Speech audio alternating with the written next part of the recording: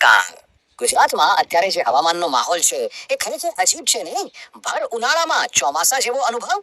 તો ચાલો આજે આપણે એ જ સમજવાના છીએ કે આવું કેમ થઈ રહ્યું છે અને આની પાછળનું વિજ્ઞાન શું છે. આ સવાલ અત્યારે લગભગ દરેક ગુજરાતીના મનમાં હશે.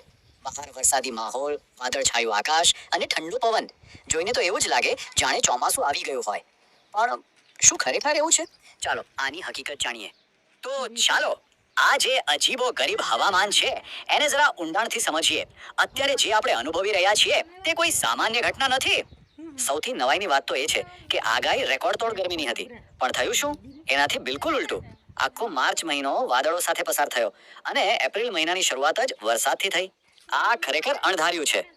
તો સવાલ એ થાય કે આ બધું છે શું? આ માહોલ પાછળનું સાચું કારણ શું છે? આ કેટલા મોટા વિસ્તારને અસર કરી રહ્યું છે? ચાલો એને જ શોધીએ. અને આ કંઈ ખાલી હળવો વરસાદ નથી. વિચારો, 30 થી 40 કિલોમીટર પ્રતિ કલાકની ઝડપે પવન ફૂંકાઈ રહ્યો છે.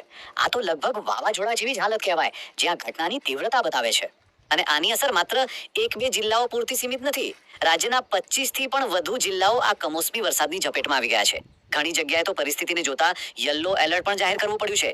તો પછી મૂળ સવાલ તો એ જ છે કે આવું અચાનક થઈ કેમ રહ્યું છે? આની પાછળ કોઈ વૈજ્ઞાનિક કારણ છે? ચાલો હવે એના મૂળ સુધી પહોંચીએ. તો જુઓ, અહીંયા જ આખી વાતનો મર્મ છુપાયેલો છે. કોઈ એક નહીં પણ એક સાથે ત્રણ અલગ વેધર સિસ્ટમ સક્રિય થઈ છે. એક સિસ્ટમ રાજસ્થાન અને કચ્છ પાકિસ્તાન ઉપર બનેલી છે. બીજી છેક પૂર્વ ઈરાનથી આવી રહી છે. અને આ બંનેની ભેગી અસર જ અત્યારે ગુજરાતના વાતાવરણમાં આટલો મોટો ઉલટફેર લાવી રહી છે. આવું ભાગ્યે જ જોવા મળે છે. સારું, કારણ તો આપણે સમજી લીધું, પણ હવે સૌથી અગત્યની વાત, આગળ શું? આવનારા દિવસોમાં શું થશે? હવામાન વિભાગ શું કહે છે? ચલો એના પર નજર કરીએ. તો આ છે આવનારા 4 દિવસનો અંદાજ. 2 એપ્રિલે ઉત્તર ગુજરાત અને કચ્છના વિસ્તારોમાં અસર જોવા મળશે. 4 અને 5 એપ્રિલે પણ રાજ્યના બીજા ઘણા ભાગોમાં વરસાદની શક્યતા છે. પણ એક તારીખ ખાસ યાદ રાખવા જેવી છે, અને એ છે 3 એપ્રિલ. જી હા, 3 એપ્રિલ. આ તારીખ ખાસ નોંધી લેજો, કારણ કે આ દિવસે રાજ્યના મોટા ભાગના વિસ્તારોમાં, દક્ષિણ ગુજરાત હોય, સૌરાષ્ટ્ર હોય કે ઉત્તર ગુજરાત, લગભગ બધે જ વ્યાપક વરસાદની આગાહી કરવામાં આવી છે. એટલે આ દિવસે ખાસ સાવચેતી રાખવી પડશે. હવે આ માહોલમાં સૌથી જરૂરી છે આપણી સલામતી.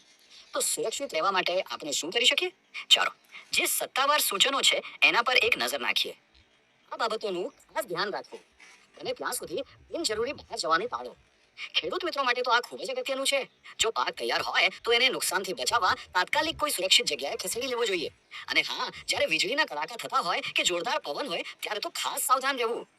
આ બધી ચિંતાઓની વચ્ચે એક રાહતની વાત પણ છે નહીં, કે ઉનાળાની આકરી ગરમીમાં એકદમ ઠંડકનો અનુભવ થઈ રહ્યો છે. વાતાવરણ એકંદરે ખુશનુમા બન્યું છે, એ તો આપણે બધા માનીશું. અને અંતે એક મોટો સવાલ જે આપણા સૌના મનમાં ઉદ્ભવવો જોઈએ.